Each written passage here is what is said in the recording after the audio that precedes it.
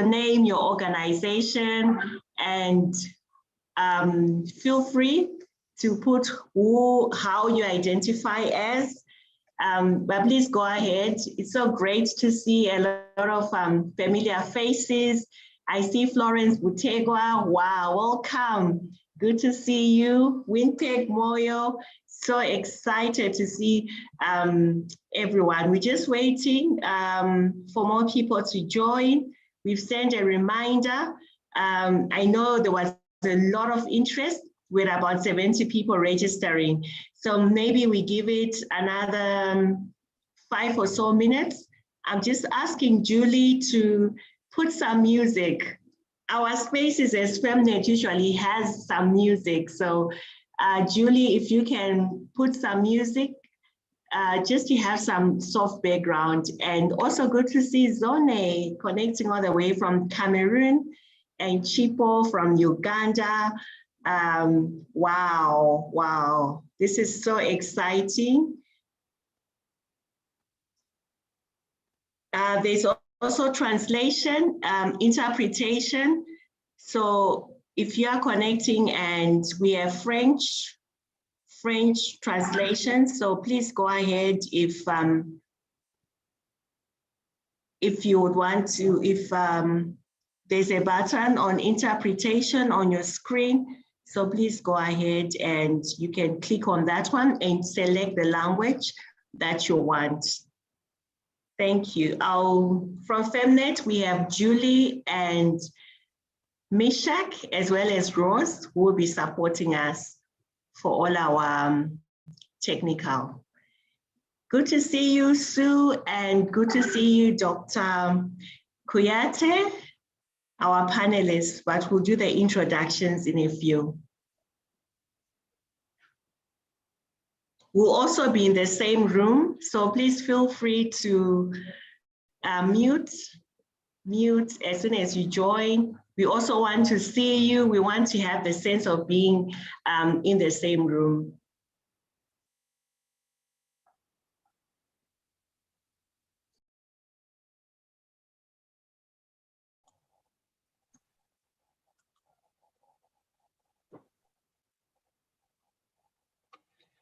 Hi, Memory. Hi, everyone. Hi, Mildred. Good to see you connecting all the way from Zimbabwe. Welcome. Thank you so much. Looking forward to the discussion.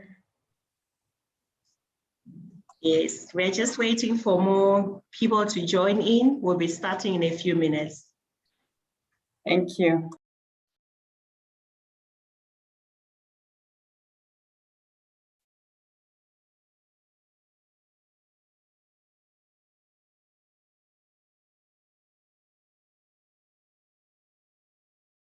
Hi, Memory, I see it live. Is it live on Facebook or what platform in particular? Thank you. Zone, can you just come again? I heard you say something. We're just waiting for our connection to French. I didn't hear you, so can you just speak much louder? Yeah, I can see that the meeting is live. So is it live on Facebook? Where is it live so that we can redirect the audience later onto it? Thank you. Okay, it's live on our Facebook. Julie, can you please just put in the link, the live link? We are also screening it live. I think it's on live on YouTube. Yeah, let me ask Julie if you can please put the link.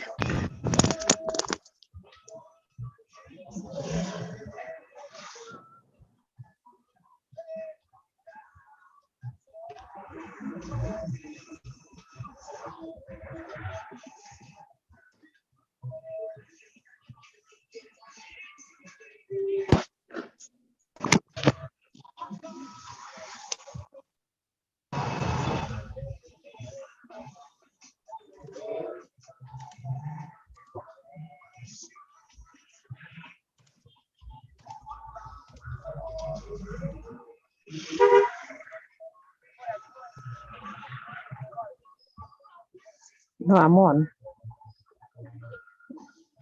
I registered yesterday, yes. Mm. Okay.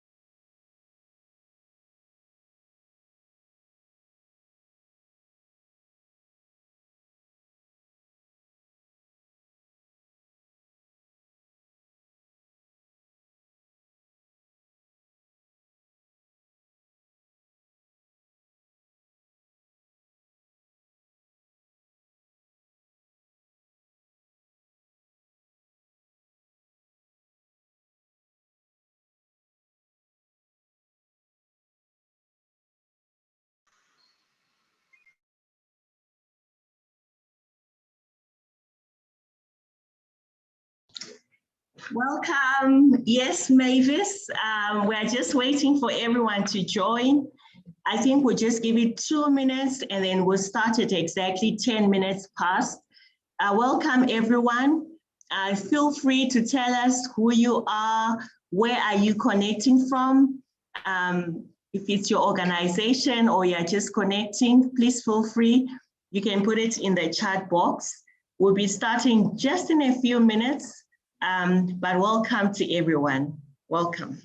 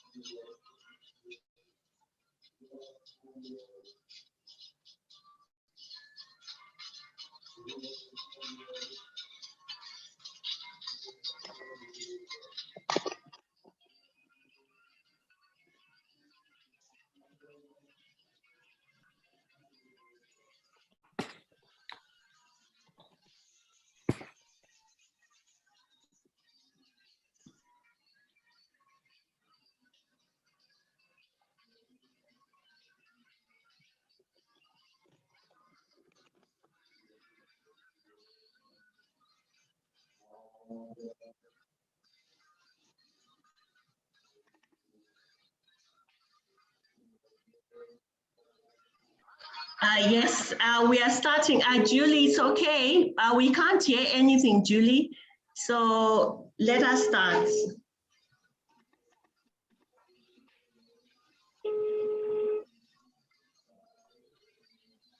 Rosie?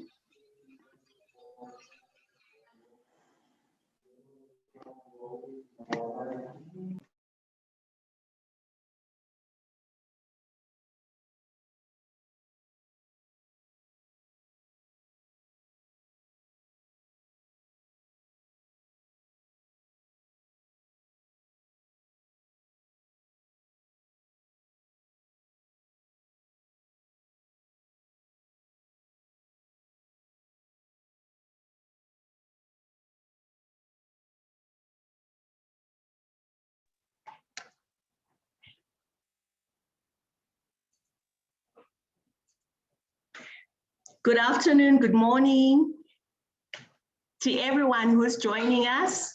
My name is Memarika Chambwa. I'll be the anchor of this session.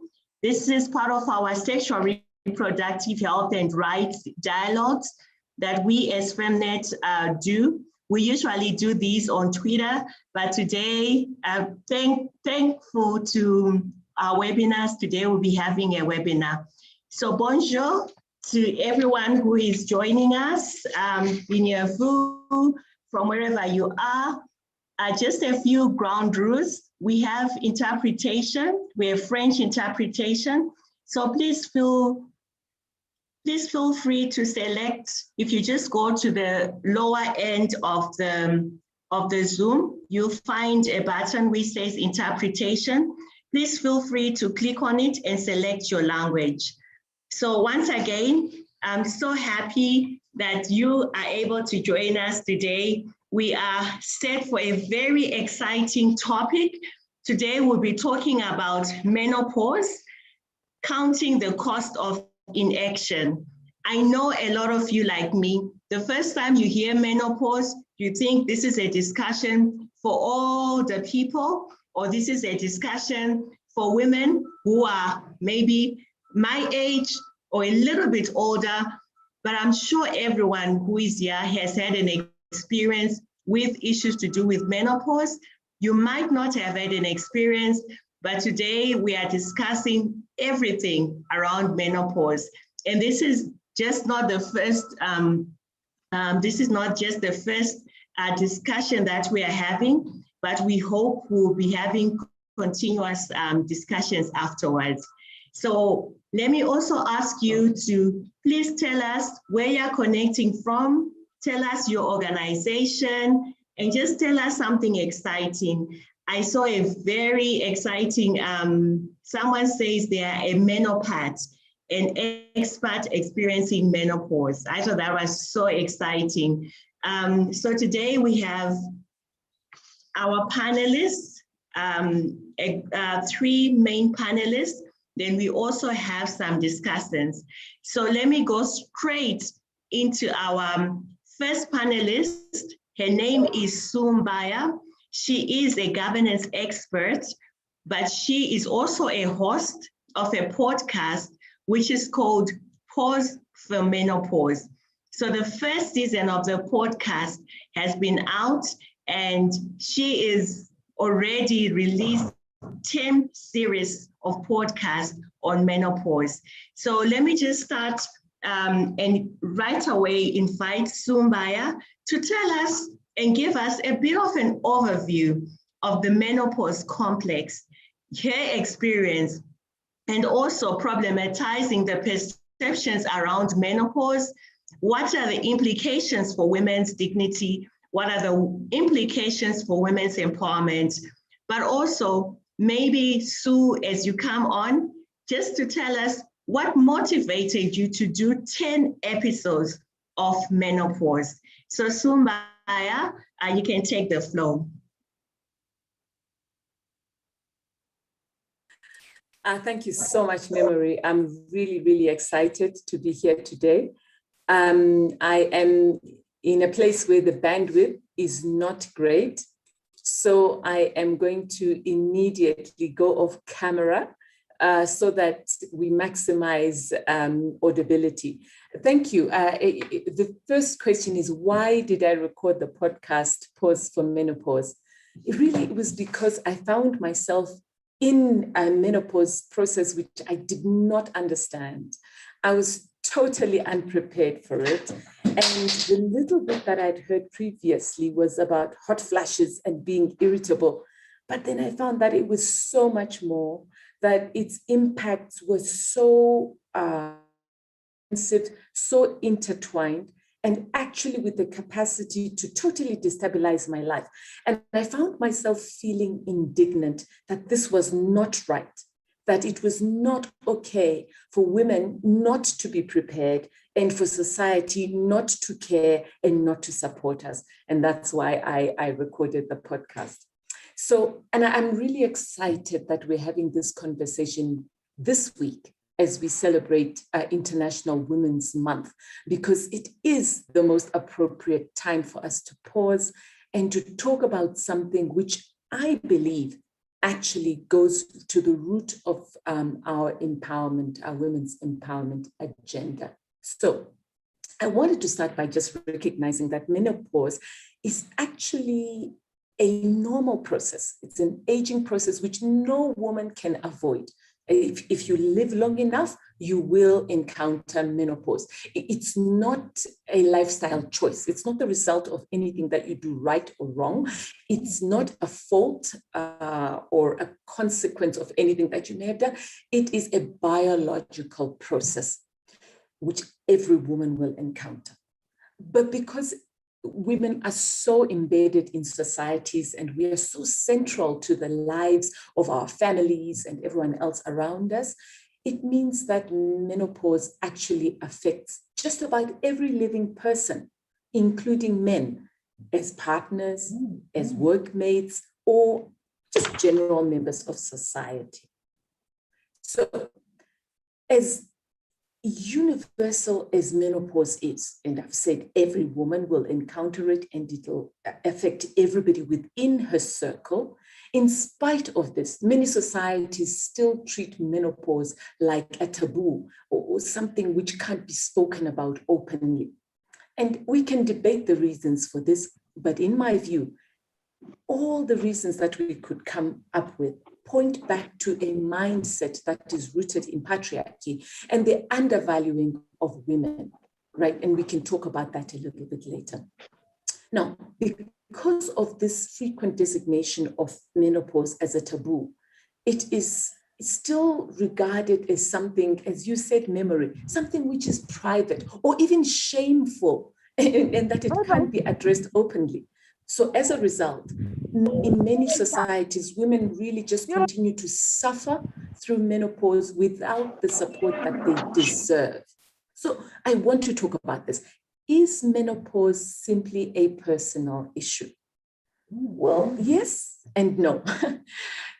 Yes, in that menopause takes place in a woman's body. So as a woman, I have the right to decide if and to the extent to which I want to tell other people that I'm experiencing menopause. So from that point of view, yes, it's a personal issue. But no, in that menopause is really in the public domain if we bother to notice it. There's so many ways that menopause thrusts itself into the public domain, and we can talk about that as well. But no, it's not a private issue also in that a woman who is going through menopause needs support. And in fact, she deserves the same support which a woman going through other issues would get, other non-women issues. And I always use the issue of mental health, for example. If somebody was going through mental health issues, they would get support. So why not for menopause, right?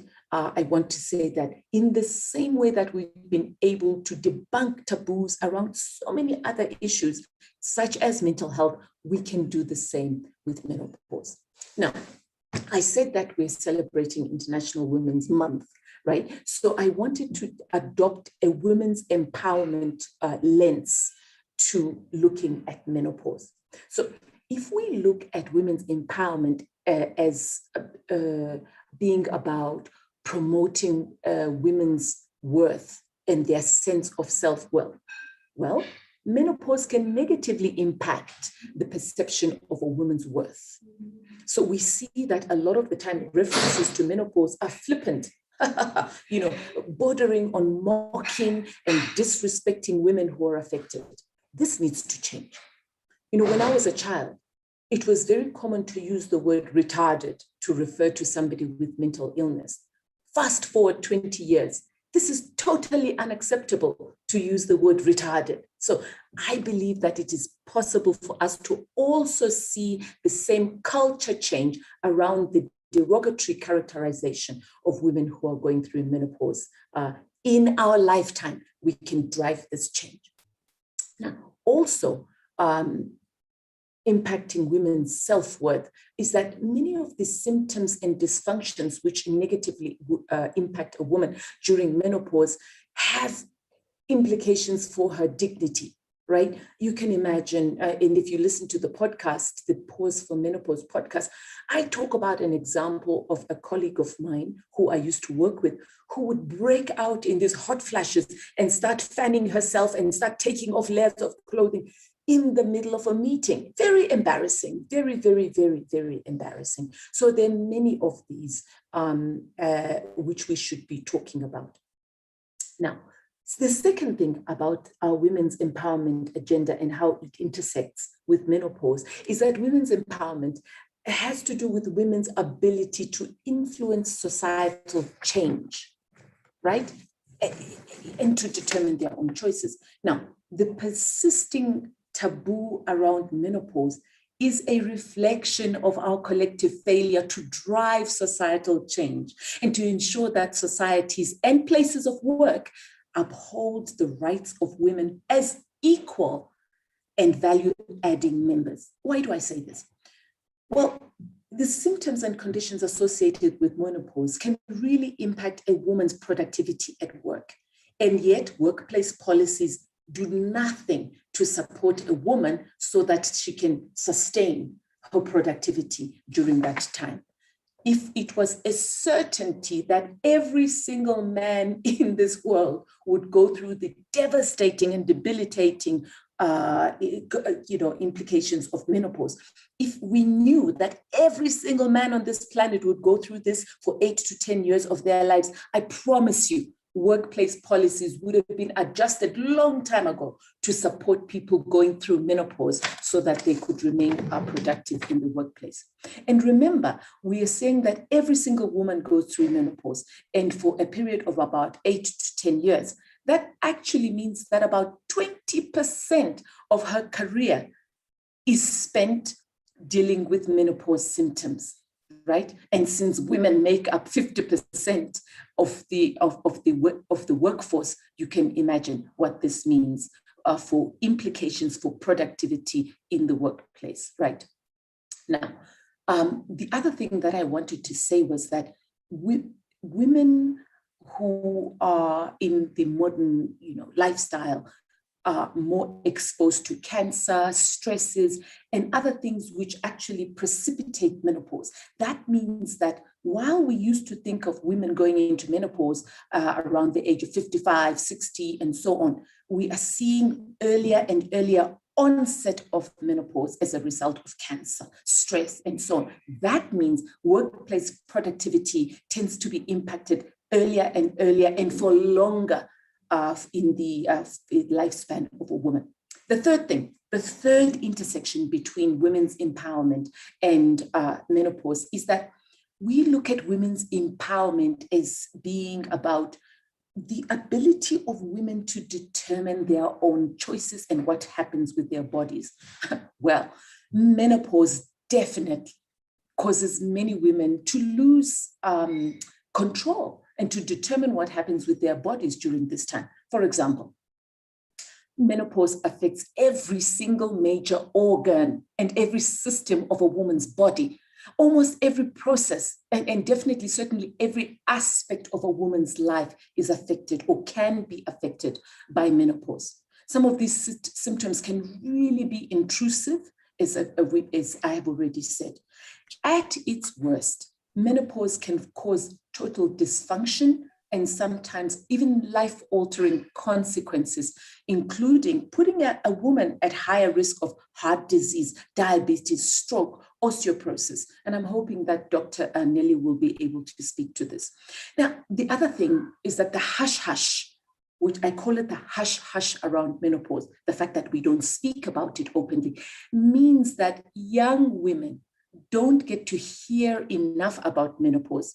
So they don't take the necessary actions and steps, habits, which would cause them to have an easier time with menopause later on in life. So definitely women they lose that opportunity to control what happens to their bodies later on in life because menopause is not spoken about as much. I want to say a couple more things. There is another consideration around healthcare and health workers in many countries. The average health worker, the average doctor is really not adequately prepared to recognize the symptoms of menopause and to factor menopause into the treatment options and the diagnosis. So a lot of the times women who present themselves to medical practitioners with menopause-induced, menopause-driven or menopause-related conditions don't get the proper diagnosis. Finally, I want to talk about women in the geographic South. That's most of us who are on this webinar, right? Many of us don't have adequate, up-to-date information about the various aspects of this menopause complex, right? And even here in Africa, there are differences. I have lived in South Africa, Kenya, now I live in Ethiopia, and the levels of access to information, to adequate service, to even the simplest of pharmaceutical products varies significantly. Research in the US shows us that Black and brown women, like you and most of us, like me and most of us on this call, live under more stressful conditions, and therefore they enter menopause earlier and they have a more difficult experience with menopause. And yet, it is women in these very demographic groups that have fewer opportunities and more limited access to the services that they require. This is definitely our experience here in Africa. So, to summarize, if women's empowerment is about promoting women's sense of self-worth, their ability to influence social change, and their ability to determine their own choices, then we can see that menopause is definitely part of the unfinished work of our women's empowerment agenda. So what needs to be done? Well, I came up with 3 R's to stop the pain, the humiliation, maybe not to stop it, but definitely to lessen, let me say, to lessen the pain, the humiliation, the endangerment, and the marginalization which women are subjected to as a result of this natural process. 3 R's: recognize, reshape, and render. Recognize menopause as a public health issue with significant impacts for the lives, the dignity of women. 2, reshape perceptions around menopause at all levels, starting with the family level. Talk about it openly. Teach our children, both boys and girls. Reshape policies in the workplace, policies around health insurance, for example, to make sure that there is extended support and cover for women during menopause. Number 3, render the support that women need and deserve through informed and equipped health service, health personnel who are empowered, informed and trained, workplace managers who are equipped and sensitized to support women. Yes, we can. Yes, we can make this change happen. We can make menopause a mainstream issue which is adequately addressed in the social and professional setting. I'm determined, I'm convinced of this, but it requires us to acknowledge menopause first and its implications for women. Thank you. Thank you so much, Sue, for that, really setting up the scene and telling us about your journey, but also challenging us about the 3 R's. You know, we talk about 3, now there are 4 R's when we talk about unpaid care work. So there's a lot about women that is unrecognized. There's a lot that policies need to look into. And it's so great. You are into policy making as well. But I think this is a great challenge for us to even look at workplace policies, but even mainstream policies when we talk of women's sexual reproductive health.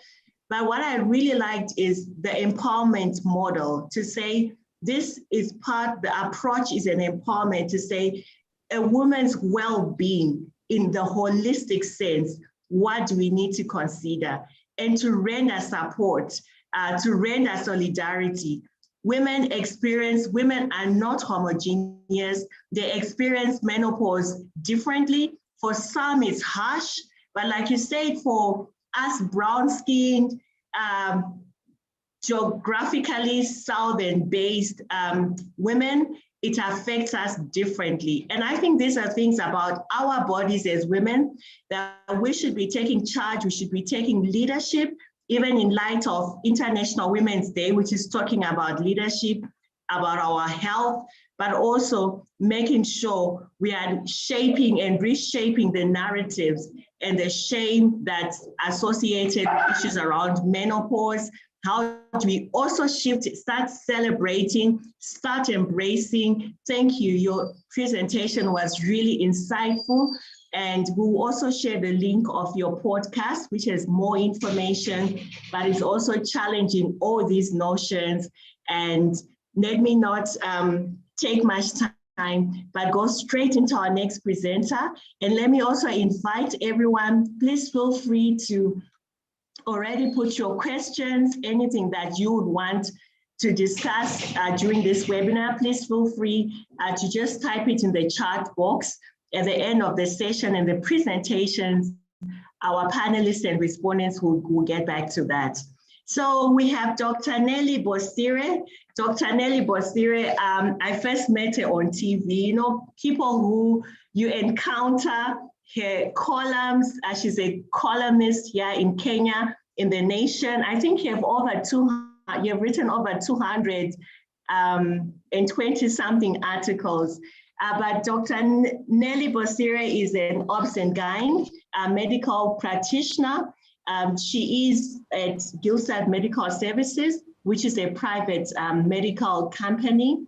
But she's also done a lot in terms of the medical practice as well, in healthcare, in medical education, but also strategic planning as well. She has got very strong business developmental models, and she has, like I said, written a lot of articles. So Dr. Nelly Bosire, if you can just give us a little bit more around the medical complexities of menopause and the need for a whole woman approach, you know, this approach that we are talking about today, and also maybe just share with us some of the challenges that are faced by healthcare facilities in providing comprehensive services to women experiencing menopause. And also anything else you'd want to also share with us on this exciting topic, your experiences, and what actions that we should be taking as a collective. Welcome, Dr. Nelly. Thank you very much, Memory, for the great introduction. You made me feel bigger than I might actually be, but I'm really happy to be here. I am really happy to be talking about a topic that I am very, very passionate. And I'd like to apologize for logging in late, but maybe that begins my presentation today. I sit at the Kenya Medical Practitioners and Dentists Council's disciplinary committee, and one of the things we look at is a lot of medical malpractice issues. And it's been a really long, hard week with the tribunal hearings. And the one thing that has kept on sticking out to me that is just really so frustrating is I keep asking myself, why do we keep plucking out women's body parts like they don't matter? We have a lot of women who are filing complaints about having their ovaries removed and they were not informed, uteruses removed and they were not informed. And I keep wondering, are women's body parts dispensable and dispensable in the space of practitioners who are supposed to be sworn protectors of women's health? It is something that is really heartbreaking. But well, that said, what does menopause look like to most of us? Growing up, all I heard about menopause is really the end of a woman's productive life. You can't have children, you are moody, you cannot enjoy sex, and therefore you're not very useful to your husband. He probably needs to get himself a second wife. literally you sink into oblivion. Your children have grown up, they're now adults, they don't really need your attention as much as they did. And there has never been anything positive spoken about this stage of a woman's life. So it's no wonder, as I listened to Sue talking, how important empowerment is in this space. We don't, we've literally been socialized to ignore the menopausal, postmenopausal woman. And maybe on that respect, maybe just from a medical perspective, I would just like to ask, what do we call menopause? What's menopause to us? What do we define as menopause? And the first thing I'd like us to take note is that menopause is actually a retrospective diagnosis. Before you are labeled to be postmenopausal, you have to have gone for exactly 12 months of never having seen a period before we qualify you to be menopausal. So this is why the term perimenopause was actually coined, to take care of a woman who's going through the period that is leading up to this space, where the on and off periods coming, periods going, disappearing for 3 months, coming again, having regular periods, but having all these menopausal symptoms. So it is a stage, a transitional stage in a woman's life that is a very significant transitional stage. And in terms of when does it occur, it's quite interesting that while most studies in the Western world are showing that the menopausal age might be coming down, in Africa particularly, our menopausal age is actually going up. Back in the 90s and early 2000s, when we were in medical school, we used to be taught that the age of menopause for African women in sub-Sahara was about 45 to 50 years. And right now, what we are looking at in Kenya is about 49 to about 52. That notwithstanding, I actually have taken time to look at our communities. And just because, for instance, in Kenya, we are all Kenyans, does not mean that all of us, our menopause is coming at the same time. I am seeing people from particularly the Mount Kenya region tending to go into menopause as late as their 56, 57, 58 years. We have women, for instance, from a northeast eastern part of the country who tend to seem to have a much lower age for menopause and a higher likelihood for going into premature menopause. I've seen women as early as 28, 29, in their early 30s who have already gone into menopause. And I wonder, is it that we've had that much transition, or is it that we have been given studies from the West always, and therefore we don't have enough information about our own women in our own set? And that then points to just how little research is done in menopause for our own populations. So for women, we always assume menopause means hot flashes, means this. However, there is no uniformity in menopause. Just like the start of periods for girls is as varied as it gets, there are those who will start their periods and they will hit a regular pattern throughout. There are those who will have irregular periods for a year or 2 years before they eventually stabilize. There are those who will have periods for a day, those will have periods for 3 days, there are those who will have periods for 2 weeks. The same variability exists when we reach the other end of the spectrum. And now we're heading backwards. We are reenacting what happened in adolescence in the other way. And it actually tends to follow that those who started their periods when they were much younger have a higher likelihood of going into menopause much later. They tend to have a much longer reproductive age, lifespan, as compared to those whose periods start late, who are now demonstrating that they tend to go into menopause a little later. Why is this important to note? Because menopause is purely hormone driven. And when we get to adolescence, our ovaries, of which we were born with, ready to go, but just not activated, then the switch button starts to go on. And the ovaries then start to manufacture mature ova, but in the process, then they also start to manufacture what we call the female reproductive hormones. As we're heading towards menopause, this very, very complex system is now slowly going past its lifespan, and it is beginning to slow down. And that's why menopause is not a specific cutoff, it's a process you go through as the hormones slowly drop, as the function of the ovaries slowly drops, then we head towards menopause. And so some of the issues that we have taken note and may actually explain why we seem to have an increase in age is actually much attributed to our lifestyle. We see that the overall body mass of women in African continent is going up due to lifestyle change. And we know that the higher the body mass, the higher the likelihood of hormonal production lasting a lot longer. When girls go into adolescence and they start to have their periods, what we term medically as menarche, menarche is actually determined by the child's body weight. There is actually not body weight, but rather the fat index. And the higher the fat index, the more likely they are to hit the minimum trigger for them to trigger the process of hormone production. Wake up the reproductive cycle and the system all the way from the brain, all the way to the ovary for this circuit to begin and allow for the process of hormone production to start. Now, this is the reason why we are then seeing menarche coming earlier and earlier. Before, on average, we said girls started to have their periods at the age of maybe 11 to 13. Now we're seeing them as young as 9, 8 years, and it's becoming a norm rather than an exception. Why? Because our children are actually getting bigger. And this is affected by the lifestyle in which we're living, the kinds of foods we eat. We're eating a lot more processed foods, and therefore this happens. And this is very well demonstrated when you look at, for instance, our extreme athletes.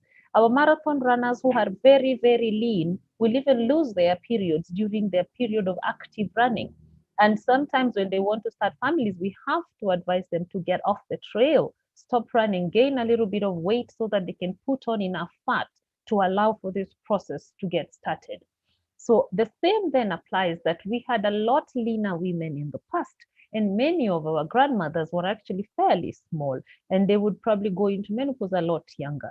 Now we have a lot more women who are coming at a bit more of a bigger sizes, and because of this, the fat index is a lot higher, and they then tend to remain in the cycle for a much longer period than they would otherwise do. Why? Because just as we make estrogen and progesterone from our ovaries, we do make some estrogen in the peripheral body fat cells. And this does produce, though it will produce a different subtype of estrogen, this estrogen, even though it's a different subtype, still does contribute to maintaining us in this state of premenopausal. And once then what is being made in the ovary declines too low to support what's coming from the peripheral fat cells to be able to keep us in the premenopausal state, then we see us tipping off into menopause. So menopause definitely comes with a lot of symptoms, and most commonly, I think everybody knows about the hot flashes. This is an autonomic response to the drop in hormones.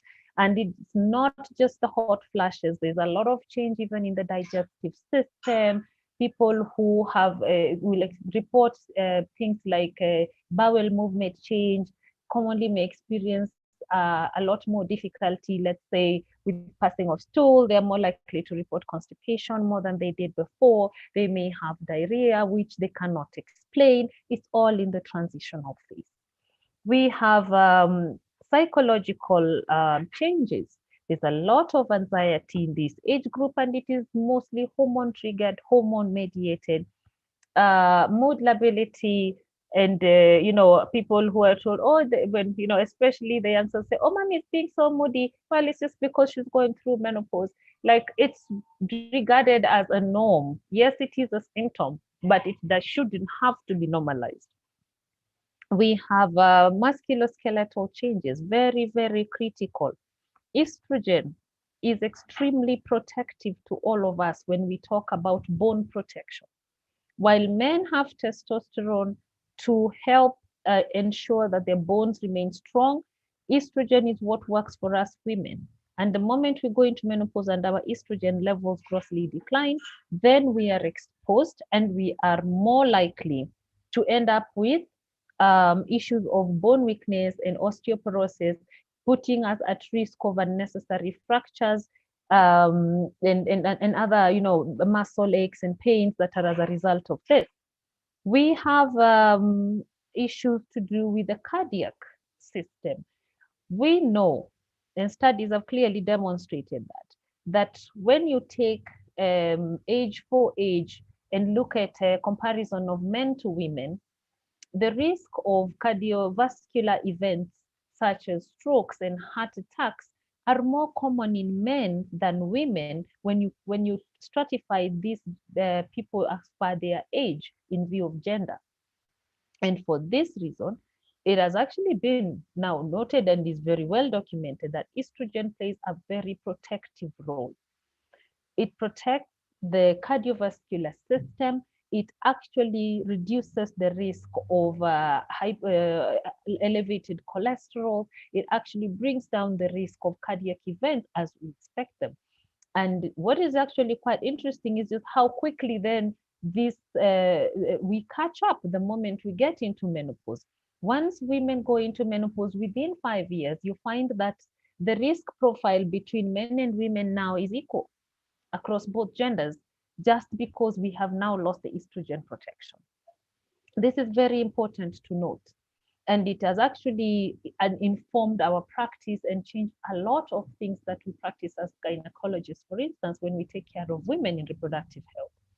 The other thing that is very critical that people do not want to talk about is the sexual function, or what else, or rather how this impacts, how menopause impacts women. Quite interestingly, it's always been assumed that once women get to menopause, then they really do not get to have a right to have issues with sexual desire, with vaginal dryness, with the recurrent candidiasis, genital tract infections. And they basically stop even seeking help because they've been made to understand that it is supposed to be normal. No, it is not normal. It is a phase that needs to be managed. And yes, the decrease in hormones does have an impact on how the genital tract is going to look like.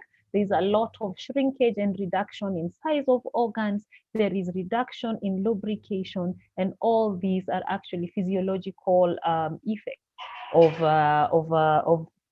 menopause.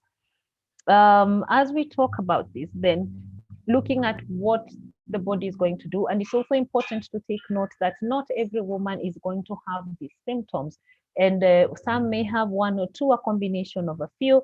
Others tend to actually breeze through menopause with very few symptomatologies. And we have to always remember that the menopausal symptoms are not age related. They are as a direct effect of presence of hormones.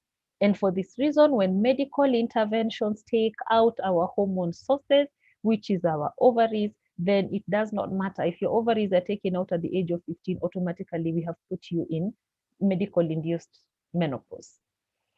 So what does the impact look like? How does this affect women? Looking at the age around when menopause happens, you can imagine just how disruptive it is on literally every sphere of every woman's life. And first of all, when we look at the social structure, having a lot of anxiety, lack of sleep, messed up sleeping patterns, having mood lability, all these impacts on personal relations within the home, with your partner, with your children, with the larger cycle, with your workmates at work, it actually impacts your entire social cycle. When we talk about the economic aspect of it, let's remember that by the time women are in their 50s, a lot of them are at the level of self-actualization professionally. This is when they are at their best. This is when they have climbed the corporate ladder. This is when they have found themselves. They know what they like. They are their most productive. They have less distractions. Their children are grown up. They are not worrying about 5-year-olds who are, struggling with a cold from school. Their children are probably going off to college. They are more independent. And so the woman has a lot more time to herself to be able to grow herself. And this is the time then when she's being pulled back by all these menopausal symptoms that are holding her from achieving her very, very best. We have issues that we don't think about. And this is inclusive of the impact of menopause on even your health in terms of the health itself, which we have talked about up there, but even access to care. Why is that? Let's look at our insurance providers, for instance. Is there any gender that is as discriminated as women when we talk about medical insurance cover? Why would somebody have an inpatient cover limit of 5 million shillings, but when you're going to have a baby, then the insurance puts a caveat and say, I'll only pay 200,000, for instance? A lot of insurance providers will not deal with the matters arising out of menopause. They will consider osteoporosis a chronic condition and therefore tell you we are not paying for this. Remember, this is the time, by virtue of going into menopause, that in as much as you become less inclined to suffer from certain conditions, however, the scale is more towards that the menopausal state puts you in a state of higher risk for a lot of chronic illnesses. Let's just talk about even simple reproductive health spaces. People who have who are in menopause are more likely to develop ovarian cancer. The peak age is 55 to 65 years. Women who are in postmenopausal state have a higher likelihood of developing endometrial cancer. The peak age is actually in the 60s. So you're getting older, you're more likely to suffer from chronic diseases, you're more likely to be at a higher risk by virtue of your menopausal state. And this is when insurance comes through for you and says, oh, those conditions that you suffer from, oh, we don't pay for those. It is just so, the scales are completely tilted against this woman. And let's go back to even just seeking for help. I mean, this is a country that has over 500 gynecologists. We don't have a single one who has subspecialized specifically in menopause care. What does this tell you? It is not regarded as important. It is not regarded as lucrative. It means people think they don't have enough patients to take care of in this state. So why waste time and money to go and study something that you really aren't gonna make so much money from? Or we have a government that has not prioritized menopause. Okay, so they're not going to sponsor you to go and study this so that you can come back and be helpful. Even when we look at our training, what is the time? What is the weight apportioned to studying women in menopause? Even in our postgraduate programs, it's not much. How much of it is apportioned to other cadres? Nothing. Clinical officers, for instance, who we have in this country, how many of them are alive to the fact that there is such a thing as menopause?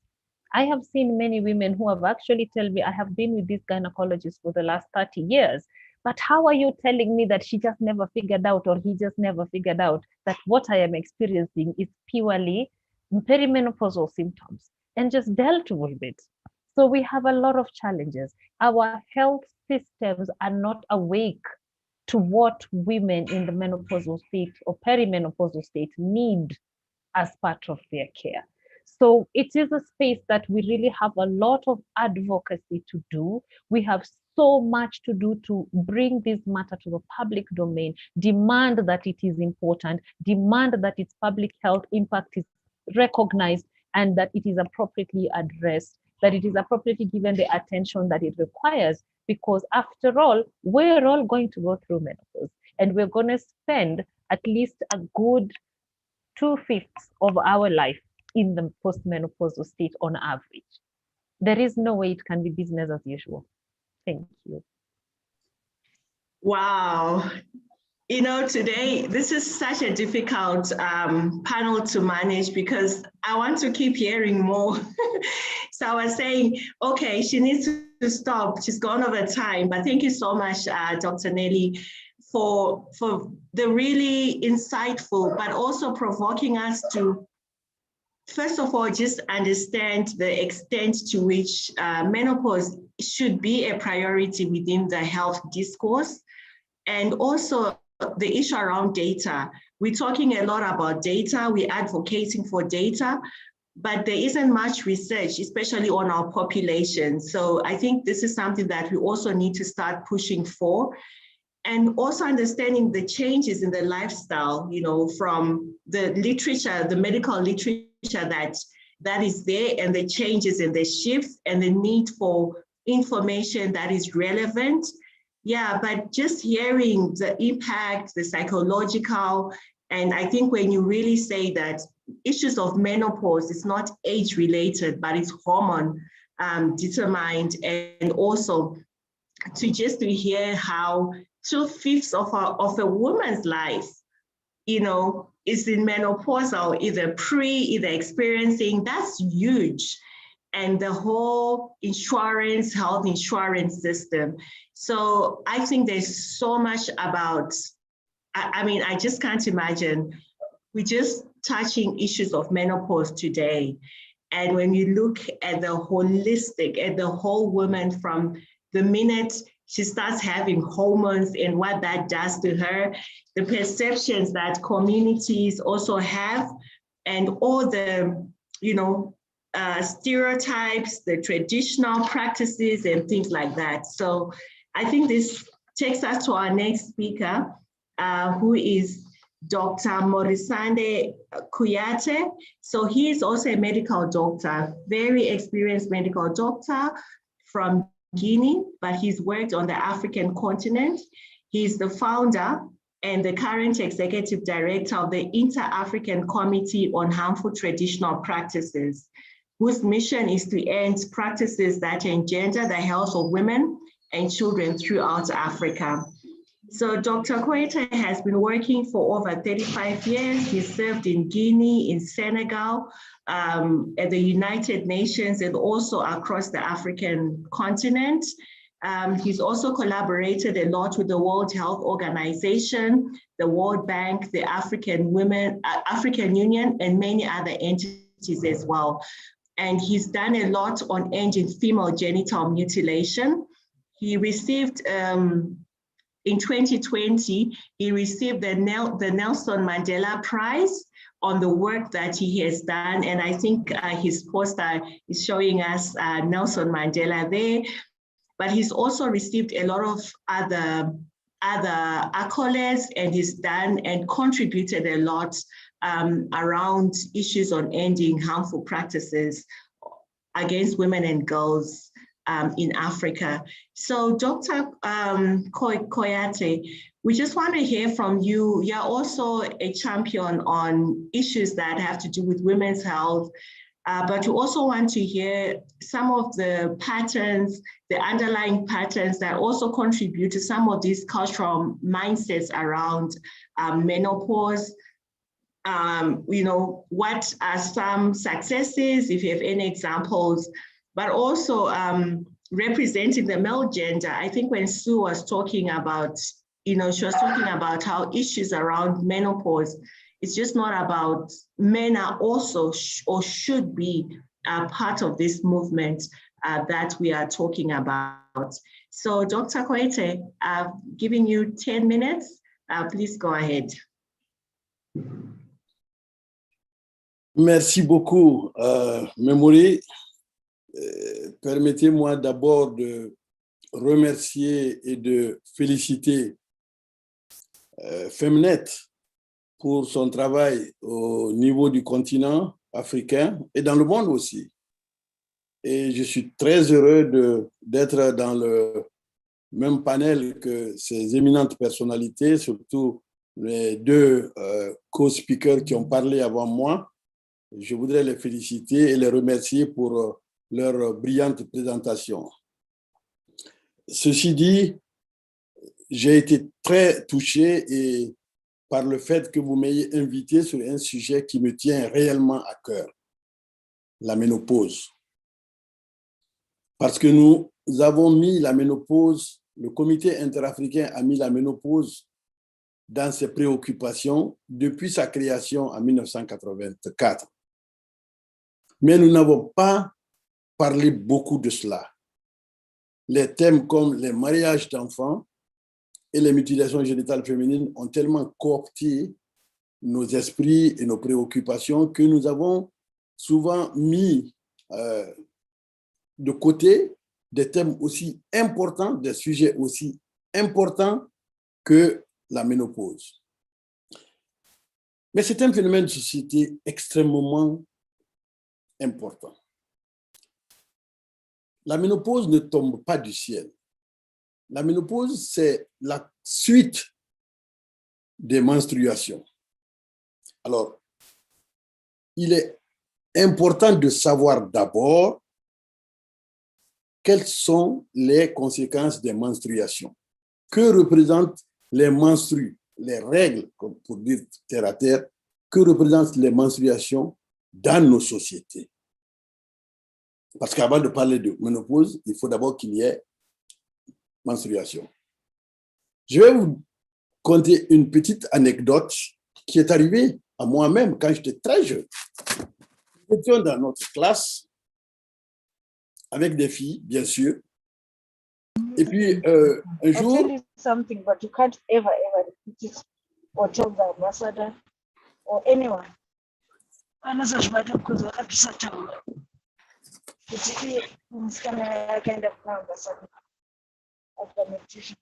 We ask to everybody to cut their microphone because I hope somebody is talking.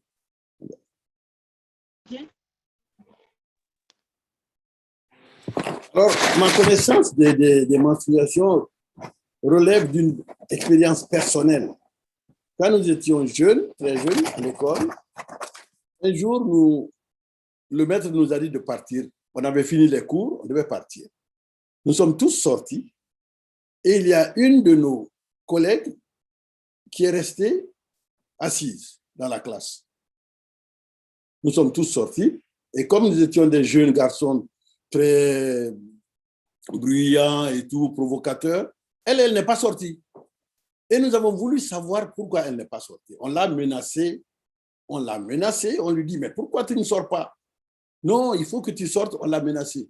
Mais en réalité, après les menaces, quand elle s'est levée sous nos menaces et que nous avons vu qu'elle avait ses règles, elle avait vu ses règles, nous avons tous fui. Quand nous avons vu le sang, nous avons fui. Et ça, c'est resté là. Si nous avions su ce qu'étaient les règles, si nous avions su avant qu'en tant que fille, elle voyait ses règles, nous ne l'aurions pas menacée.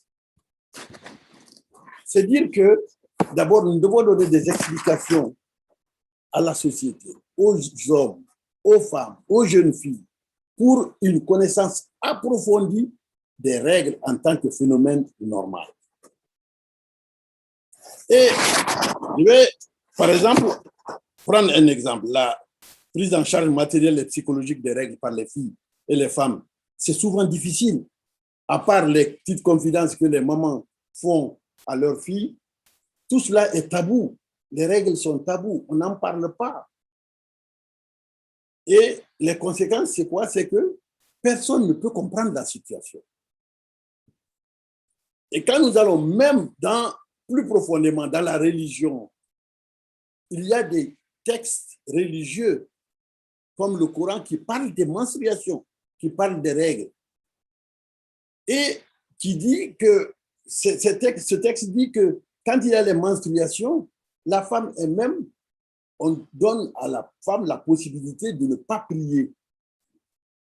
Quand on comprend, quand on sait la valeur de la prière dans l'islam, par exemple, et que l'on dise qu'il y a un phénomène qui puisse vous aider, vous exempter de la prière, cette chose est importante. Mais au lieu de considérer cela comme étant une explication scientifique du Coran, certaines traditions ont transformé cela en disant que la femme est exclue des prières quand elle voit ses règles parce que les règles sont sales, parce que la femme à ce moment est sale. Voilà une image que l'on colle, une image négative que l'on colle à un phénomène tout à fait naturel, tout à fait normal. Donc, dans mon introduction, c'est ce que je voulais d'abord dire. Les règles, la prise en charge des règles. Combien de filles disposent dans nos pays de serviettes hygiéniques normales pour leur prise en charge, pour la prise en charge de leurs règles? Combien? Combien de pays portent dans ces programmes la fourniture des serviettes hygiéniques? Il n'y en a pas, personne ne le marque. Ce n'est pas important pour les décideurs. alors que ça devrait l'être. Alors, cette connaissance est extrêmement importante des règles. Aujourd'hui, nous sommes en train, je vous parle d'ici de Washington. Donc, nous sommes en télétravail au moment où je vous parle. Tout le monde est d'accord. Avec le Covid-19, tout le monde voit que le télétravail est possible. Téléconférence, tout est possible. Mais imaginez un instant, si avant le Covid, on avait proposé que les femmes qui ont leurs règles, leur menstruation, restent à la maison pendant ces moments, ces 3, 4, 5 jours, et qu'elles fassent du télétravail. Si on avait proposé cela avant le Covid, ce serait un tollé. Tout le monde aurait dit, ah non, elle ne peut pas, qu'elle se débrouille. Elle n'a qu'à venir, on ne peut pas l'exempter, c'est naturel, elle ne peut pas. Mais voilà, maintenant c'est possible. Si nous proposons aujourd'hui qu'elles peuvent faire du télétravail parce qu'elles ont les règles, je crois que c'est possible. Maintenant, venons à la ménopause. La ménopause est un phénomène extrêmement complexe. Pourquoi? Parce que c'est un phénomène normal avec des symptômes anormaux. C'est ça la complexité sociologique. Les brillants speakers qui ont parlé avant moi l'ont expliqué, je ne rentre pas dans ça, même si je suis médecin. Mais c'est que c'est un cycle, c'est une phase du cycle de la vie normale, c'est une phase normale de la vie de la femme. Mais avec quelques symptômes qui font penser à une maladie. Donc, la ménopause n'est pas une maladie, mais elle joue avec les symptômes de la maladie. C'est ça sa complexité. Qu'est-ce qu'il faut faire? Il faut dédramatiser, il faut détabouiser le phénomène. Et dire ceci, puisque les femmes elles-mêmes sont souvent mal informées, il faut mettre le phénomène, il faut mettre la connaissance des règles et la connaissance de la ménopause sur la table publique. Ce n'est pas quelque chose de tabou, ce n'est pas quelque chose de honteux. Et je vois, on dépense des millions et des millions de dollars pour l'éducation sexuelle. Je suis d'accord, c'est très important l'éducation sexuelle. Mais la connaissance et la prise en charge des règles et de la ménopause doivent être le numéro 1 de l'éducation sexuelle. C'est le b.a.-ba de l'éducation sexuelle. Mais dans les programmes, on verra éducation sexuelle, on parlera de tout, mais vous ne verrez pas trace de ménopause. C'est pourquoi je tire le chapeau pour Feminette, pour avoir proposé ce thème. Je voudrais dire quelque chose. Là, les conséquences sociales de la ménopause sont extraordinairement graves. On a remarqué que dans nos sociétés, je parle de certaines sociétés africaines, l'Ouest africain, et c'est un peu partout en Afrique.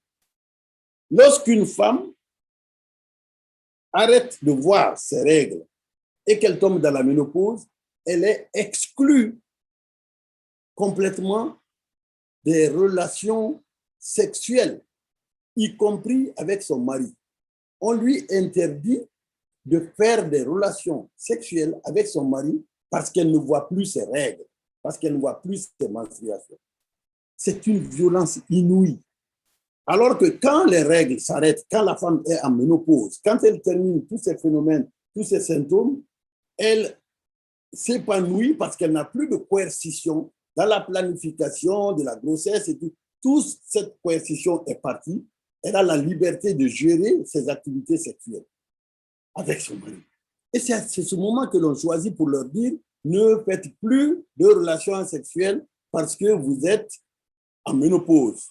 Certains vous diront, certaines sociétés diront, si vous êtes en relation sexuelle, votre ventre va se ballonner, vous allez tomber malade, vous allez être ceci. On effraie les femmes. Et les femmes restent frustrées dans leur propre foyer conjugal. Et ça donne un phénomène, un autre phénomène. Le phénomène qui vient après, c'est que l'homme, l'andropause vient un peu plus tard.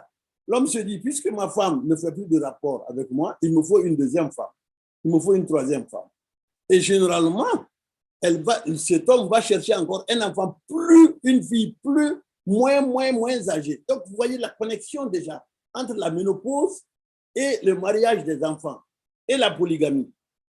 Tout cela se tient, c'est la ménopause.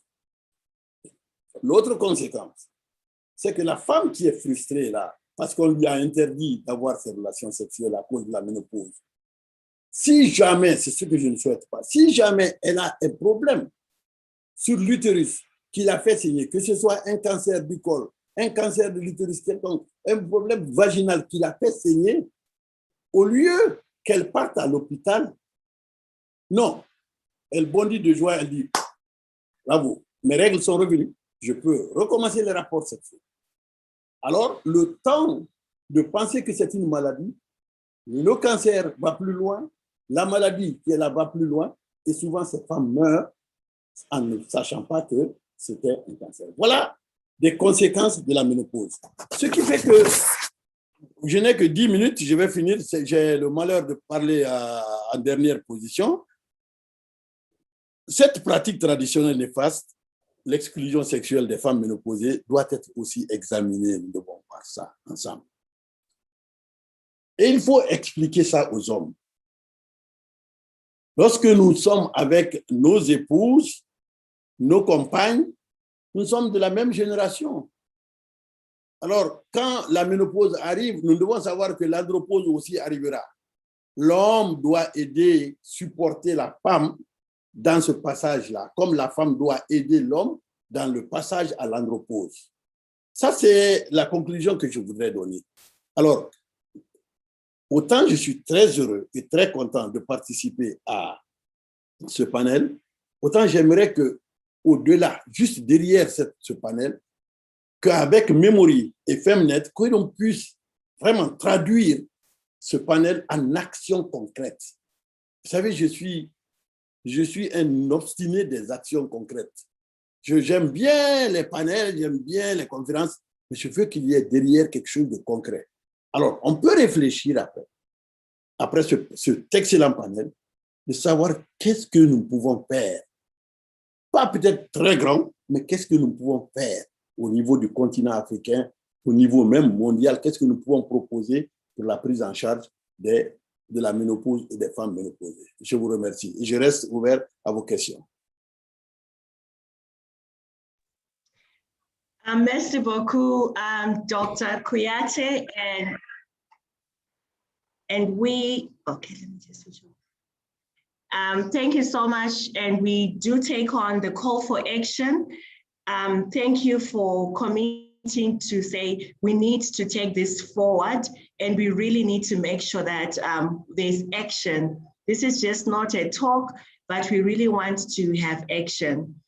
But thank you so much, and thank you for the continued support also in championing the issues that you're passionate about, and also the work that we also recognize the work you're doing on the continent, particularly when it comes to the girl child, to women. And you really talked about how we cannot also talk about menstruation without also thinking about menopause, without also thinking about the challenges that women face from the time they are born, when it's talking about issues that when they go to their teenage years around menstruation as well. It's a continuation of the whole sexual reproductive health of women. I want now just to also say we had our Ambassador Amatuam Amoa, the Ghanaian ambassador to Ethiopia and the African Union. Unfortunately, she had to leave at exactly 2 o'clock East African time, but she was going to be one of our respondents just to tell us what can countries do practically. So we hope we'll be able to maybe at another time to also get some of her thoughts, but we'll definitely we'll be following up with her as well, because she's really interested to also champion this issue that you're talking about on menopause. So let me just ask the second respondent, who is a young woman called Chipo Bangira. Chipo Bangira is really passionate and outspoken advocate for women's leadership, particularly in decision-making processes. And she currently leads the Women's Political Leadership Program at Akina Mama wa Africa. They are based in Uganda, but they work across the continent. So Chipo, we just want to hear from you as a young person. I think it's clear to us that when you talk issues around menopause, it's just not about the age, but it's also about women's bodies. And it's not also, what can we be doing as young people, your young people, the youth around issues around menopause.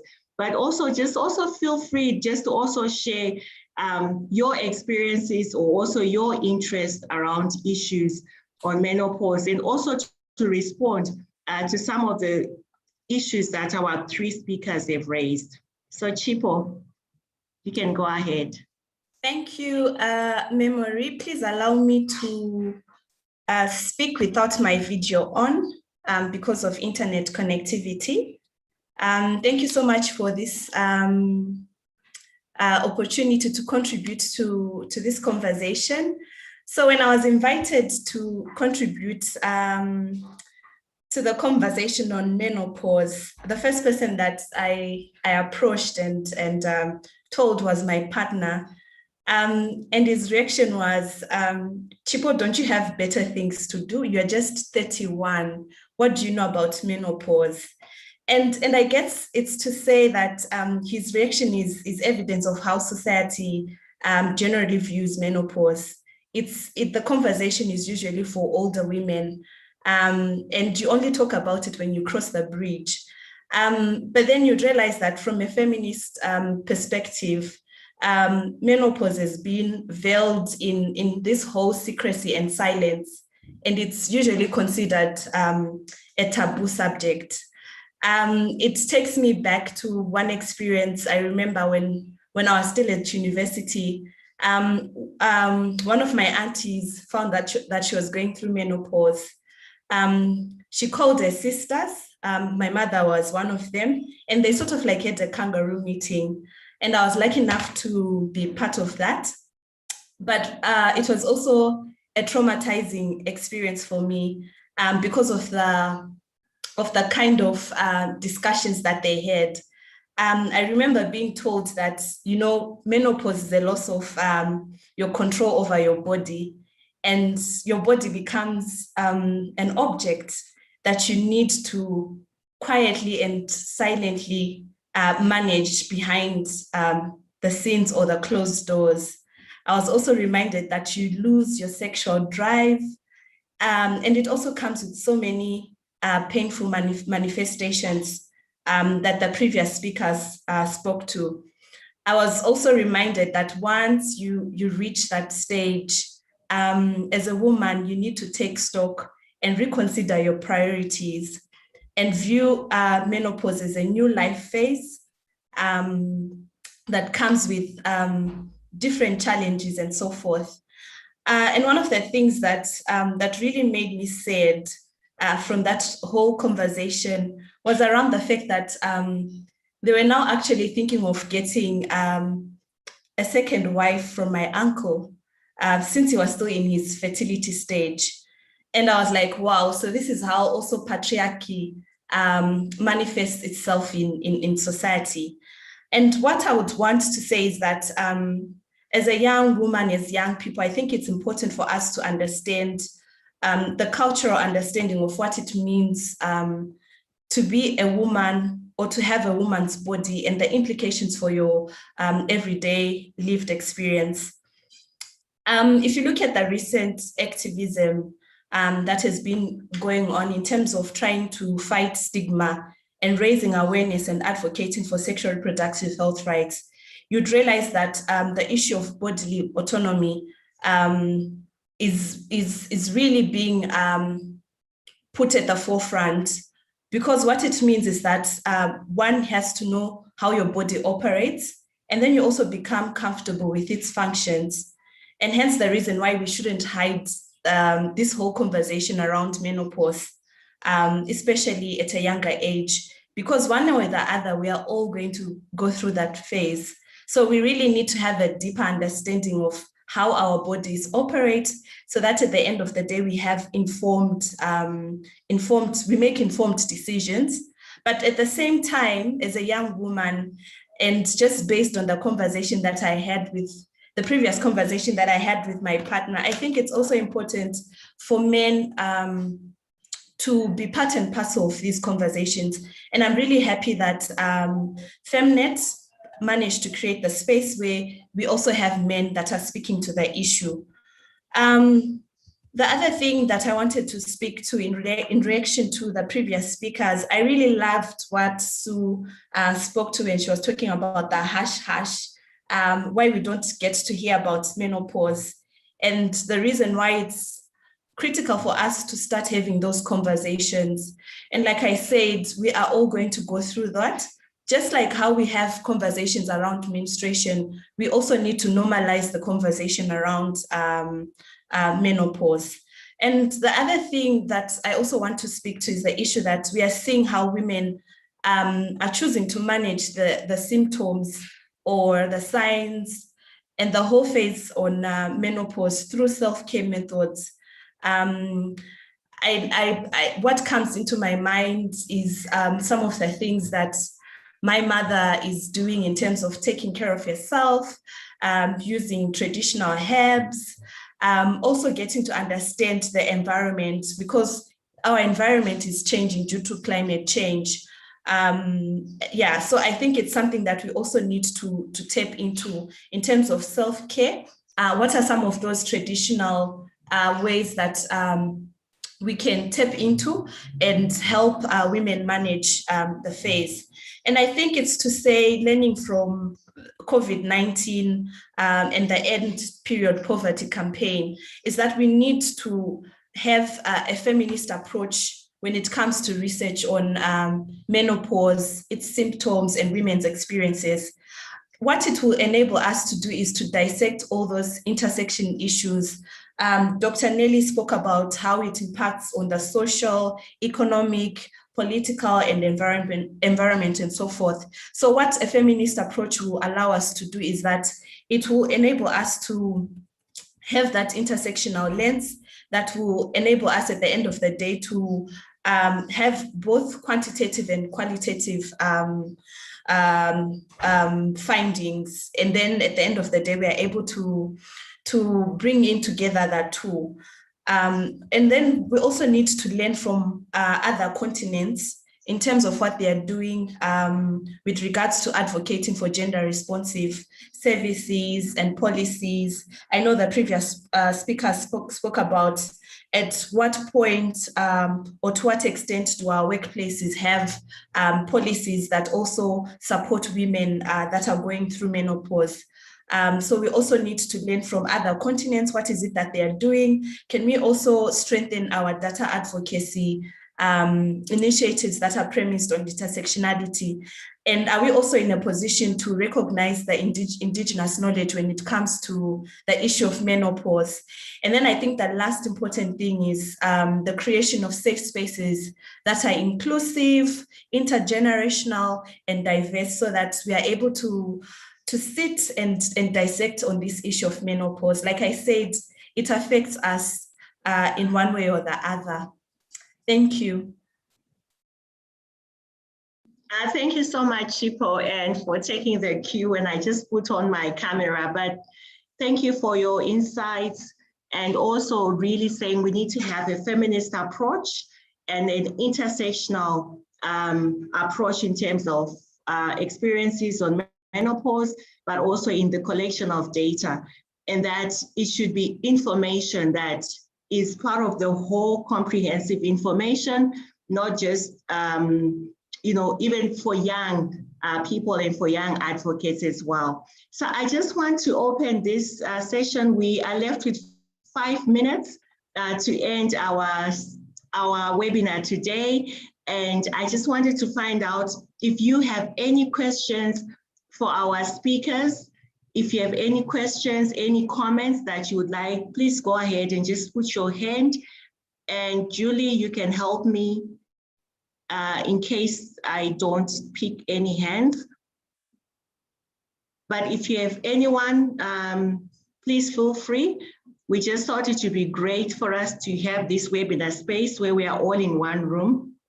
I think Chipo reiterated the need for safe spaces where we can be talking about these issues as well. I don't see any hands. What can we do from Pauline to have the complete report of this? Okay, I see Annie Mamvura. Okay, go ahead, Annie. Oh, hi everyone. It's just great listening and getting all this information. I just have one point. What Sue is doing is really fantastic. I think the podcast is brilliant. But just a suggestion, and if it is possible at all, to come up with a platform that's interactive, where we can ask questions, people come together and share ideas. I think that would help as well. Absolutely. Thanks, Annie. And I think it would be also great to have those platforms where we are really talking and we are going much deeper into some of these issues. Thank you so much for that. I also see we have colleagues from Urgent Action Fund. They also have what they call healing justice. And these are some of the topics that should be part of the healing justice on women's well-being as well. Okay, I don't see anyone else who's raising a hand. Okay, Pauline, and then you'll be our last speaker. And also, if you feel free, you can still put in your question in the chat. Pauline, go ahead.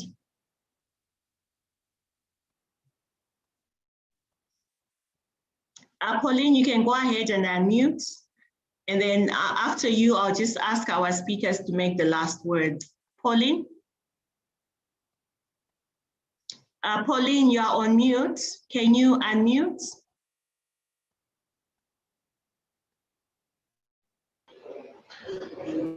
Oui, ça fait, j'ai désactivé. Oui. Bonjour à tout le monde. Est-ce que vous m'entendez, s'il vous plaît? OK.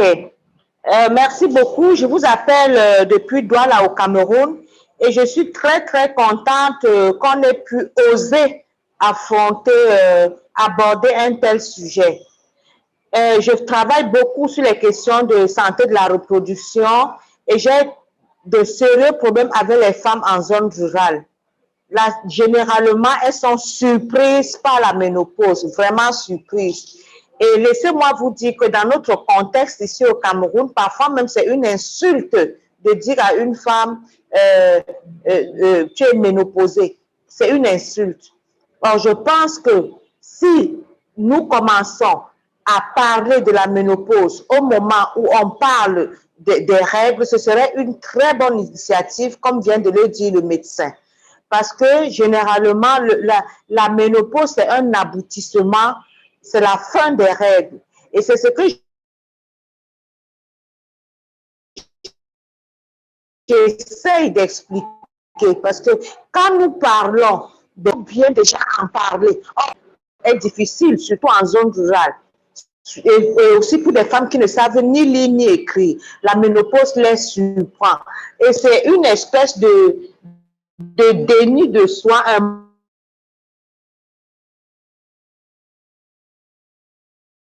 manque de confiance en soi des enfants.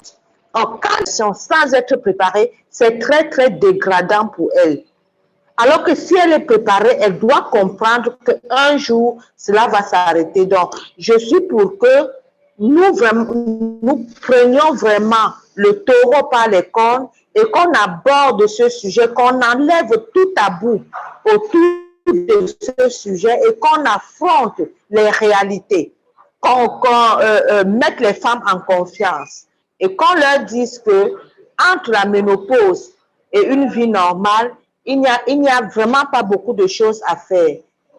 Il n'y a pas beaucoup de choses à faire. Il faut maintenir l'alimentation. Je vois ici en ville beaucoup de femmes qui essayent même de vouloir soigner la ménopause. Or, c'est en fait parce qu'elles n'ont rien compris. Elles n'ont pas compris que c'est un phénomène biologique.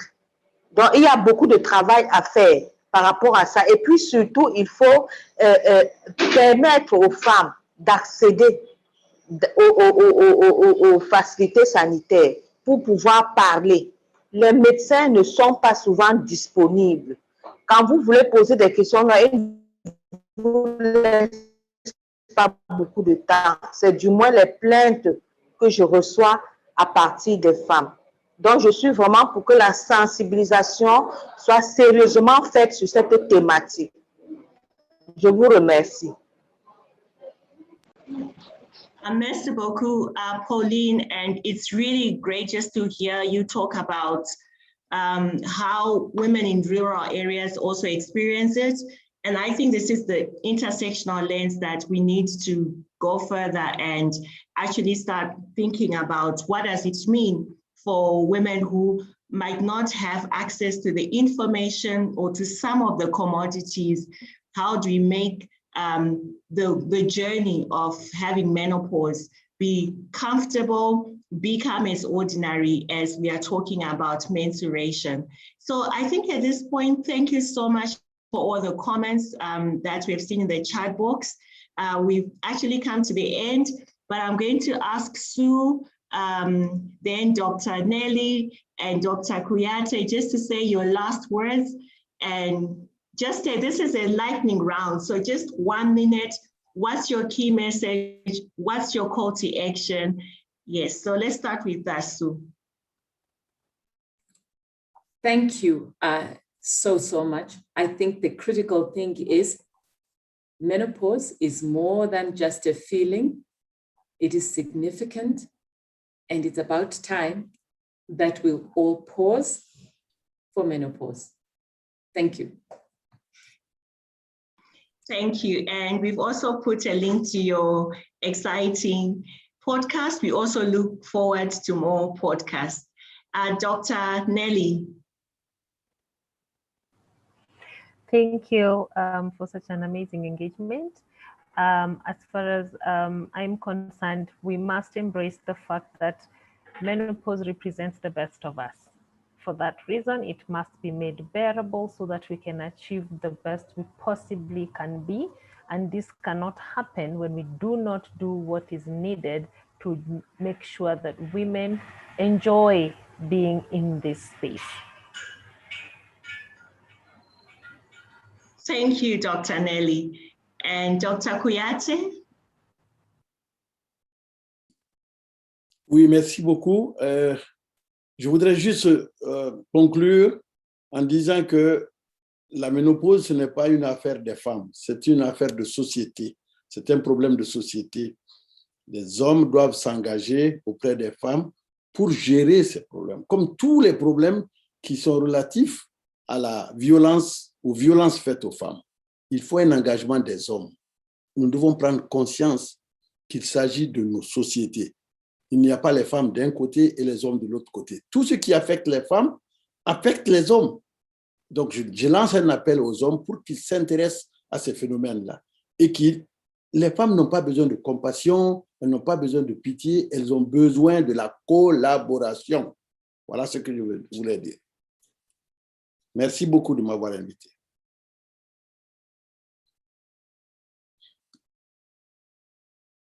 Merci beaucoup. So thank you so much. I think from my end is to just thank everyone for taking time to be part of this conversation. I think this is something we need to resuscitate within the policy space. We need action. It is part of our well-being. And this is something that it's a discourse, it's a narrative that we need to start shifting.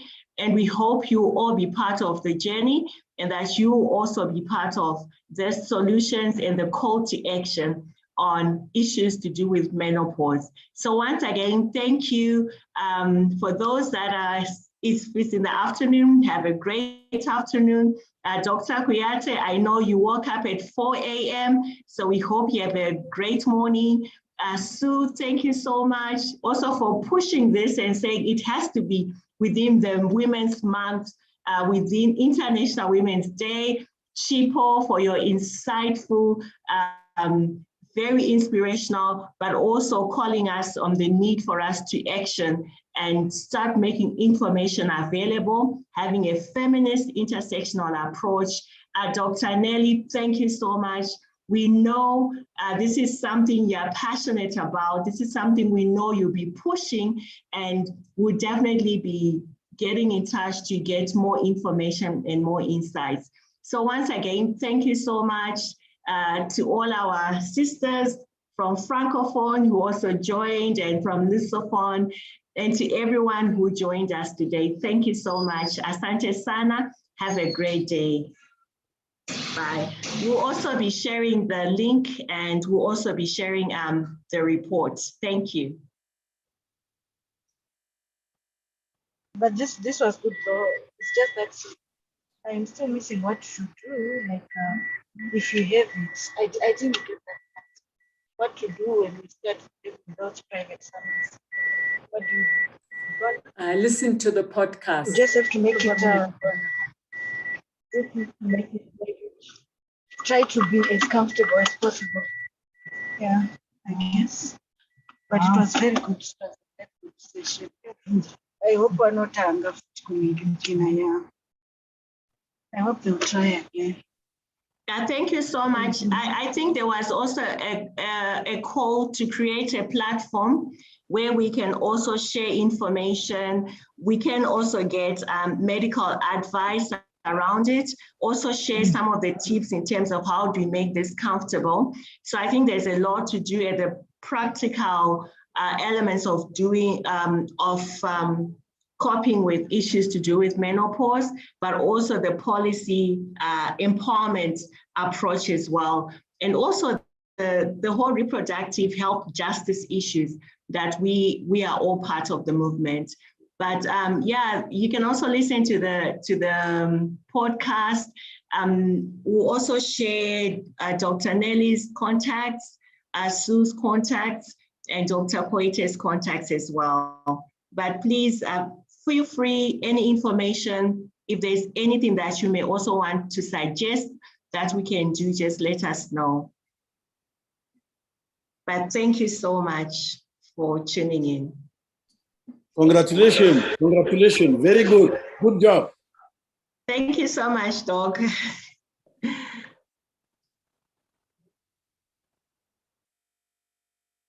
Thank you.